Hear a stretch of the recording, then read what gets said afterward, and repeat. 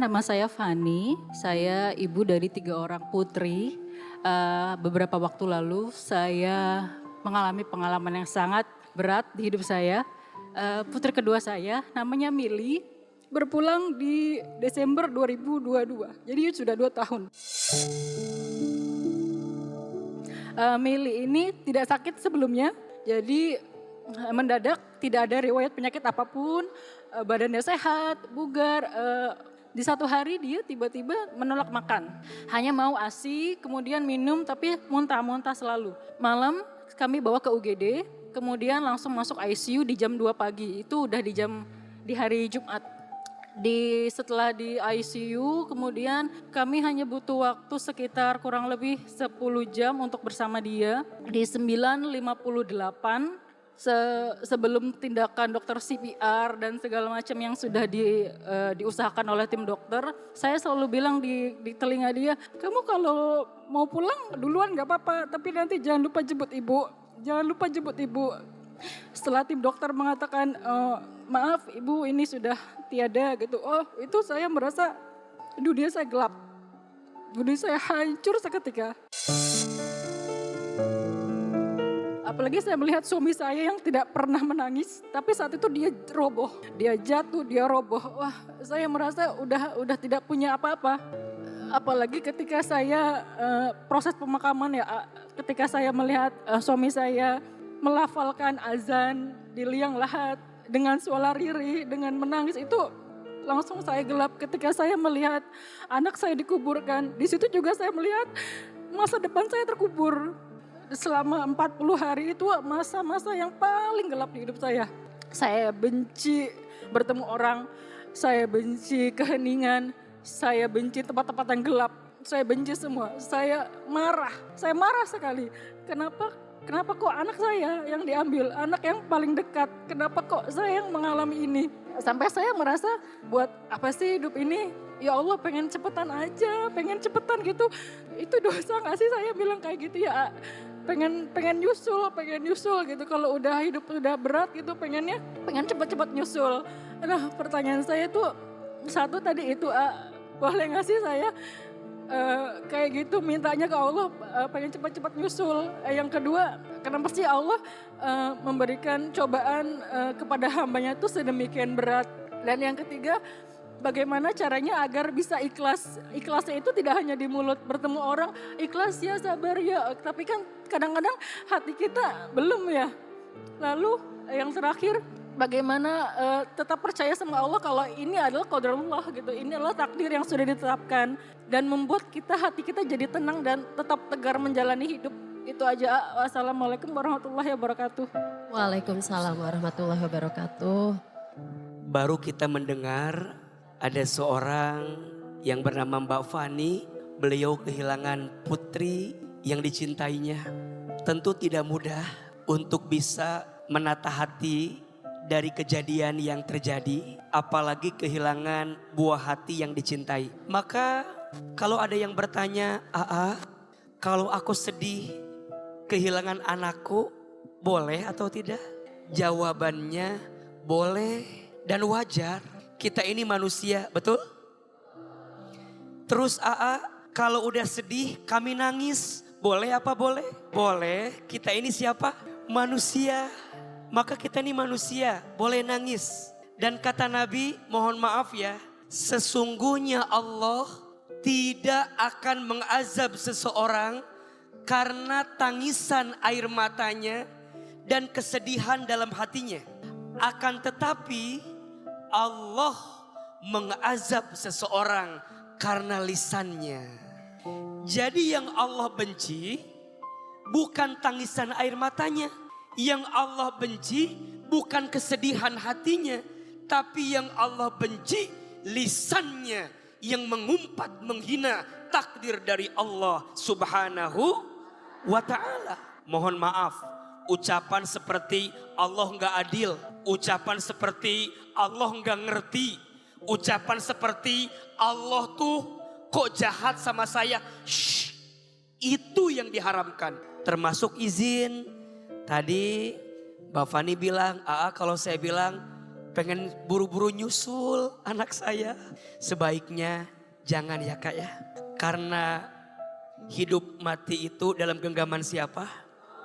Allah. Justru Mbak Fani harus terus berjalan dalam hidup.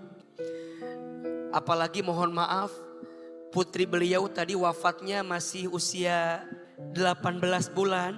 Dan kita tahu kalau ada seorang anak yang belum baligh, mereka wafat di usia masih dini, masih kecil, maka dia akan menjadi apa? Tabungan orang tuanya di surganya Allah Subhanahu wa taala. Mbak Fani harus kuat, almarhumah yang kembali sedang menunggu Mbak Fani di surganya Allah Subhanahu wa taala. Mbak Fani harus jalan terus sama suami. Jangan karena satu buah hati yang Allah panggil ini harus mengubur semua kebaikan-kebaikan. Karena percayalah, buah hati di sana pasti akan bahagia. Kalau ibunya melanjutkan hidup dengan penuh kebahagiaan. Belajarlah untuk lebih ikhlas, pelan-pelan. Walaupun mungkin sulit, tapi pada akhirnya Mbak Fani pasti akan dipertemukan lagi. Hanya beda waktu take off-nya saja. Hanya beda waktu berangkatnya saja. Mbak Fani semangat, lapangkan hati, salam buat suami di rumah. Semoga Allah kumpulkan lagi kalian nanti di surganya Allah Subhanahu wa taala. Amin ya rabbal alamin. Cuman tadi setelah sharing AA bilang untuk kalau bisa kalau jangan seperti itu. Ikhlas itu memang sulit tapi harus dicoba. Tadi yang saya paling senang adalah saya didoakan untuk bisa bertemu kembali di surga karena bagaimanapun Mili masih berusia 18 bulan. Katanya insya Allah nanti akan menjadi tabungan saya di surga kelak. Perkenalkan Kak, Iya. nama saya Natasha. Jadi papaku ini sudah lama berpisah sama mama dari aku kelas 1 SD. Dan sampai sekarang papa tidak bertanggung jawab untuk memberikan nafkah untuk anak-anaknya. Papa mungkin raganya ada, tapi aku tidak pernah merasakan sosoknya dalam hidupku sampai saat ini. Pada akhirnya kita harus ikhlas menerima apa yang sudah menjadi takdir kita. Ya, jadi selain dia tidak memberikan nafkah hingga saat ini, dia juga pernah mengatakan, aku kan sempat lost kontak sama papa karena aku tahu salah satu kata-kata yang pernah diucap dan itu menyakiti hati aku. Salah satu katanya itu katanya, anak ini nggak ada kabar, nanti juga lama-lama. Sedangkan dia nggak tahu kehidupan aku gimana gitu kan selama lost kontak sama dia. Dan dia juga sempat selingkuh ninggalin mama pas mama masih hamil. Adik aku ketahuan nikah siri dan ternyata lagi hamil juga. Karena aku tahu papa aku seperti itu, aku ya merubah diri aku jadi lebih baik karena jodoh kan memang cerminan diri kita. Jadi aku berharap suatu saat bisa mendapatkan sosok imam yang baik, insya Allah. Pertanyaannya, bagaimana caranya kita untuk ikhlas memaafkan orang-orang yang sudah terlanjur menyakiti hati kita? Mungkin segitu aja, terima kasih. Wassalamualaikum warahmatullahi wabarakatuh. Waalaikumsalam warahmatullahi wabarakatuh. Izin ya, Ahilman kasih kalimat yang agak sedikit tebal. Pesan untuk semua para ayah, jangan sampai engkau meninggalkan tugasmu sebagai seorang ayah. Ayah itu pemimpin keluarga. Ayah itu pelindung keluarga. Ayah itu pengayom keluarga. Dan ayah itu adalah sosok yang harus jadi teladan dalam keluarga. Mohon maaf, ayah bukan hanya sekedar ATM berjalan. Yang kalau butuh uang baru bilang sama siapa? Ayah, bukan itu. Tapi ayah itu role model. Ayah itu teladan. Hari ini kita mendengar banyak kasus fatherless. Banyak anak yang merasa ayahnya ada si A, raganya ada, tapi dia gak pernah hadir dalam kehidupan kita. Hati-hati ya, itu berdampak psikologis terhadap anak kita. Maka pesannya untuk ceritanya Kak Natasha, Ini semua untuk para ayah termasuk Ahilman. Saya harus mengevaluasi diri. Jangan-jangan juga saya lebih sibuk di luar. Tapi lupa untuk menyapa anak-anak saya di rumah. Apalagi anak saya juga perempuan. Dan saya tahu cinta pertama anak perempuan siapa? Ayahnya. Saya merasakan sakit hatinya karena Tasya. Tapi apapun yang terjadi sudah terjadi. Dan untuk semua ayah yang zolim sama keluarga, taubat, minta ampun, berbenah dalam hidup. Karena mohon maaf, tidak ada yang paling mahal harganya kecuali keluarga, betul? Engkau boleh ngambil nikmat dunia yang lain, silahkan. Mau punya uang banyak silahkan. Mau punya pangkat jabatan tinggi silahkan. Tapi percayalah, tempat pulang terindah hanyalah keluarga. Maka jangan sampai lupa kepada keluarga. Dengan kesibukan dunia yang sedang kau jalani hari ini. Orang bisa meninggalkanmu. Harta bisa lepas darimu. Jabatan bisa berganti. Tapi percayalah, tempat pulang terbaik itu adalah keluarga. Jangan sampai ada kisah yang sama. Seorang ayah yang menelantarkan anaknya. Sikap selanjutnya ke Natasha, bagaimanapun itu adalah ayahmu. Tetap harus hadirkan hati yang lapang. Pelan-pelan memaafkan. Walaupun pasti sulit. Ahilman paham, pasti sulit. Tapi bagaimanapun dia adalah ayahmu. Tidak akan ada kamu kalau tidak ada ayahmu. Maka tetap harus ada rasa maaf di hati kita. Benci maksiatnya, tapi jangan benci orangnya. Benci dosanya, tapi jangan benci orangnya. Benci kesalahannya, tapi jangan benci orangnya. Ini pesan buat semua. Siapapun hari ini yang pernah disakiti, dijahati, dizolimi, pesan dari Ahilman, benci kezolimannya, tapi jangan benci orangnya. Benci kejahatannya, tapi jangan benci orangnya.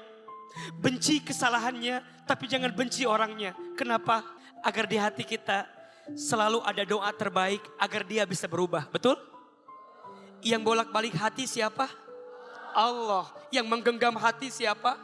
Allah. Orang lain saja bikin salah harus kita maafin. Apalagi ini adalah ayah kita. Pelan-pelan minimal hatinya memaafkan.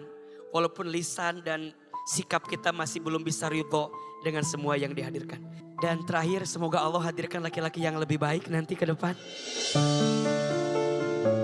Kalau mungkin aku jauh dari Allah, aku udah yang banyak ngeluh ya. Mungkin ya nggak kehitung dia berapa kali aku ngeluh. Cuman karena Allah tuh ngasih jalan ke aku dengan masalah ini, aku kembali ke Allah. Semuanya kerasa ringan aja, paling membekas. Kata-kata yang tidak menyenangkan sih. Karena aku ngerasa kajian ini tempat aku pulang ya, rumah terbaru aku. Dulu aku mungkin sempat jauh dari Allah gitu.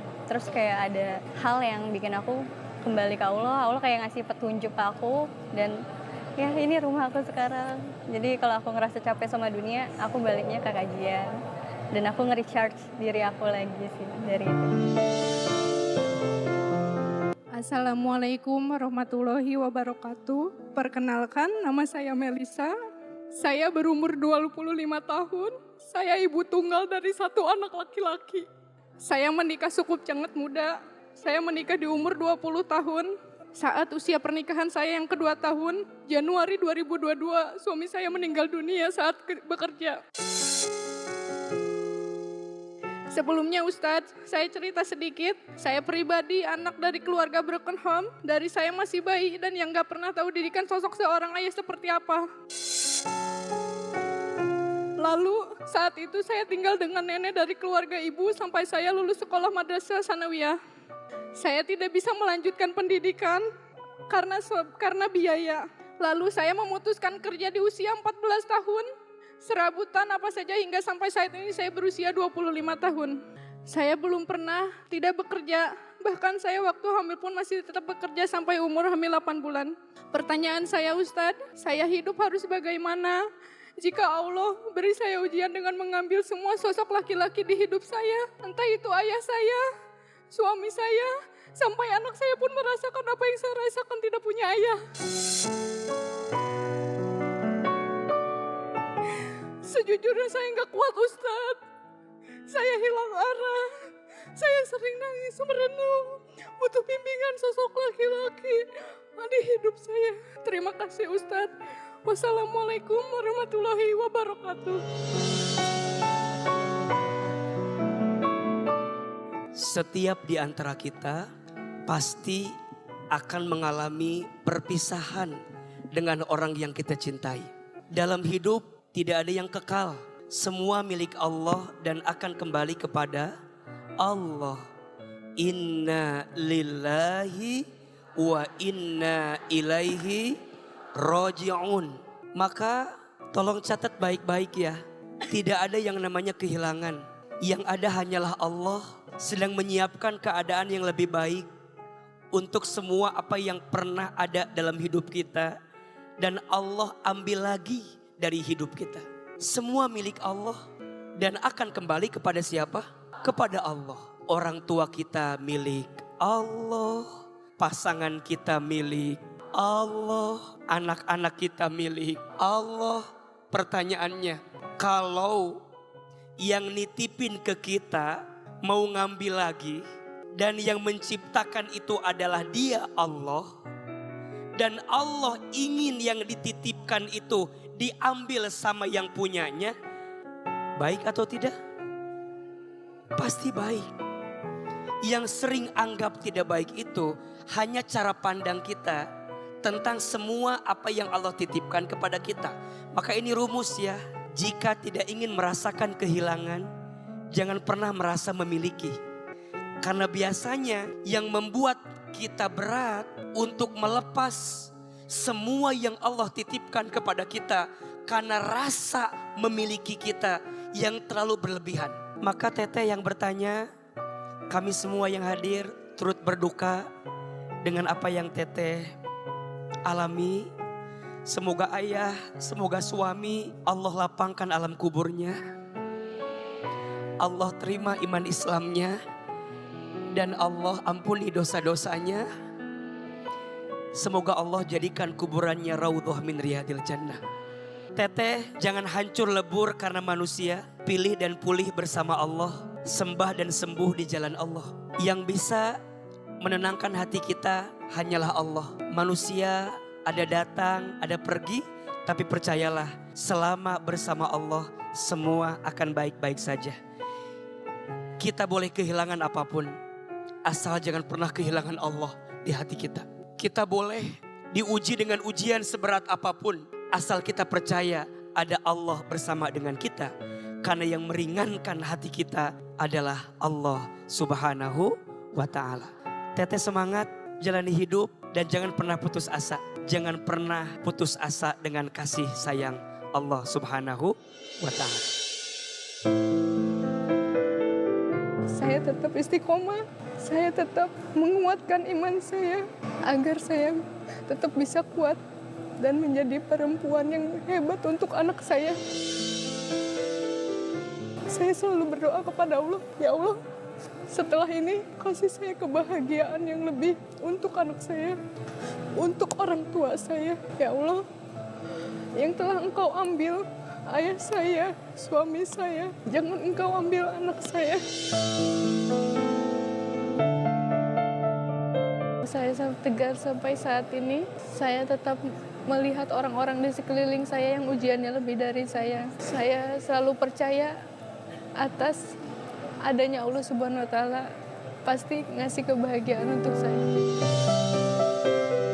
Assalamualaikum warahmatullahi wabarakatuh. Nama saya Ratu Rizky Nabila. Saya sudah menikah 2 kali. Yang pertama saya ditinggal menikah pada saat masih hamil. Lalu di KDRT tidak dinafkahi, dikunciin 2 minggu tidak makan. Tapi alhamdulillah itu adalah rezeki untuk saya. Qadarullah kalau kata Ustadz Iman. Alhamdulillah juga qadarullah saya yatim piatu dan saya tidak bersedih akan itu. Tapi saya punya pertanyaan yang berat, Ustaz. Saya jarang pergi ke kajian, ini mungkin bisa dihitung pakai tangan. Saya tidak marah dengan yang berbuat jahat kepada saya. Saya tidak marah ayah saya diambil ketika saya masih kecil. Saya tidak marah tapi kecewa ketika ibu saya diambil. Karena pada dasarnya ibu lalu ayah. Yang saya ingin tanyakan, aduh nggak bisa.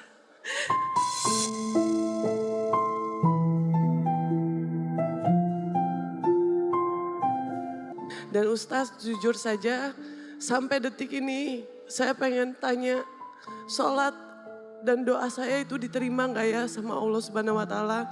Karena 2017 mama saya meninggal, sampai detik ini setiap saya sholat, setiap saya sujud, air mata saya selalu bercucuran karena saya masih belum bisa terima kalau misalnya mama saya meninggal di takbir kelima malam Idul Adha. Sehingga saya tidak pernah merayakan Idul Adha lagi sejak 2017. Kalau masalah yang lain di KDRT apa segala macam, saya anggap itu sebagai rezeki. Alhamdulillahnya juga saya dititipkan, ini kakaknya mama saya yang selalu ngingetin, Ratu jangan gitu, Ratu sholat. Sebenarnya saya sholat, cuman apakah sholat saya diterima kalau tiap baru Allah, tiba-tiba saya, Mama Ratu kangen, Mama denger gak, Mama datang ke mimpi dong gitu. Ini, tapi ibadah saya kan gak ada orang yang perlu tahu. Jadi pertanyaan saya dua Ustadz. Yang pertama, bagaimana caranya saya bisa menghadapi azan supaya saya tidak seperti itu lagi. Karena akan terlihat aneh, apakah sholat dan doa saya diterima pada saat saya melakukan sholat tetapi saya menangis. Baik, ibu itu sosok yang luar biasa. Pesan untuk kita semua yang masih dititipkan ibunya, pegang erat-erat, jaga baik-baik.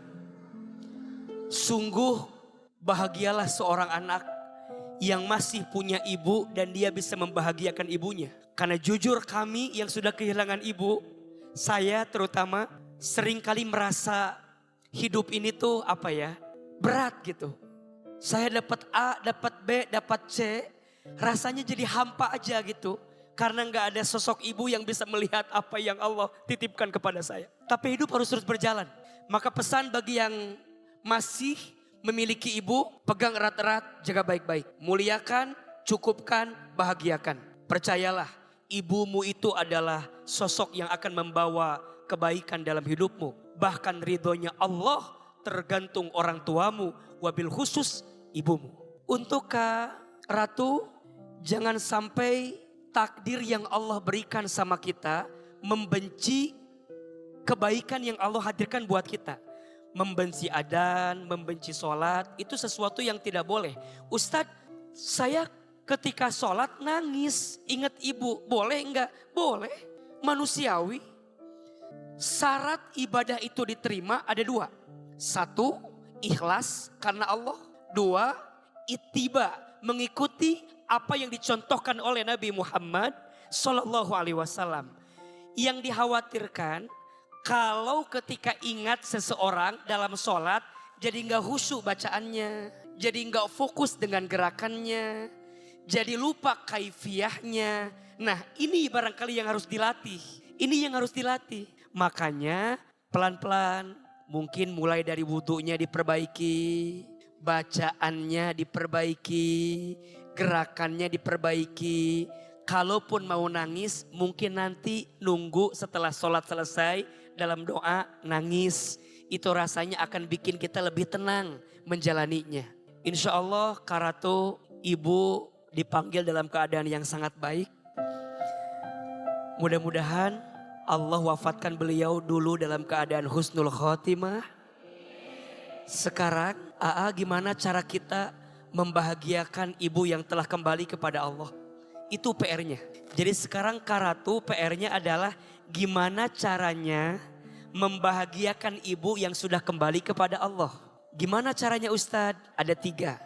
1, doakan. Kak Ratu doakan mama setiap saat, setiap waktu. Kak Zizi doakan ibu yang telah kembali. AA doakan mamahnya. Karena sungguh doanya orang yang masih hidup kepada orang yang telah wafat sampai atau tidak? Sampai.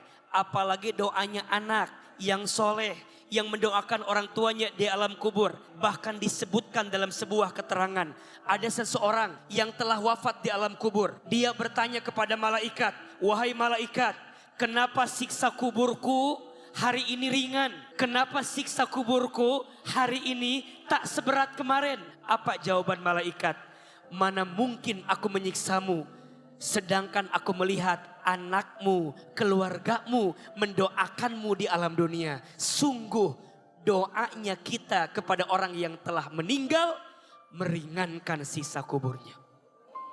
Yang kedua, Karatu, kalau mama dulu punya kebiasaan baik, lanjutin sama kita anaknya. Jangan sampai orang tua kita telah wafat, kebaikannya terhenti karena gak ada keluarga yang melanjutkan. Maka lanjutkan oleh kita sebagai anaknya. Dan yang ketiga, sedekahkan. Kalau kita punya rezeki, ada harta, sedekah, niatin buat orang tua kita. Karatu niatin buat mamahnya. Insya Allah sedekah itu membahagiakan orang tua kita di alam kubur. Insya Allah. Karatu semangat. Semoga Allah hadiahkan banyak hal dari semua rasa sakit yang pernah dirasakan. Amin. Ya Rabbal Alamin. Bunda. Ya, Memaafkan itu tidak merubah masa lalu, tapi memaafkan mencerahkan masa depan. Jelas? Belajar menerima, belajar memaafkan, belajar mendoakan. Percayalah, setelah ini Allah siapkan banyak kebaikan. Amin ya Rabbal Alamin. A'udzubillahi minasyaitonirrajim. Bismillahirrahmanirrahim. Alhamdulillahi rabbil alamin. Allahumma sholli ala sayyidina Muhammadin sallallahu alaihi wasallam wa ala alihi wa sahbihi ajma'in. Ya Allah, ya Qadir, ya Muqtadir. Duhai Allah yang maha menggenggam takdir. Ya Allah, tidak ada yang kebetulan dalam hidup ini. Semua yang terjadi pasti sudah diatur dalam catatan takdir-Mu. Ya Allah, kami mohon kepadamu, berikan kelapangan kepada hati kami agar selalu menerima semua takdir yang Kau berikan kepada kami. Ya Allah, tenangkan hati kami agar kami bisa menjalani semua takdir yang Kau tentukan kepada kami.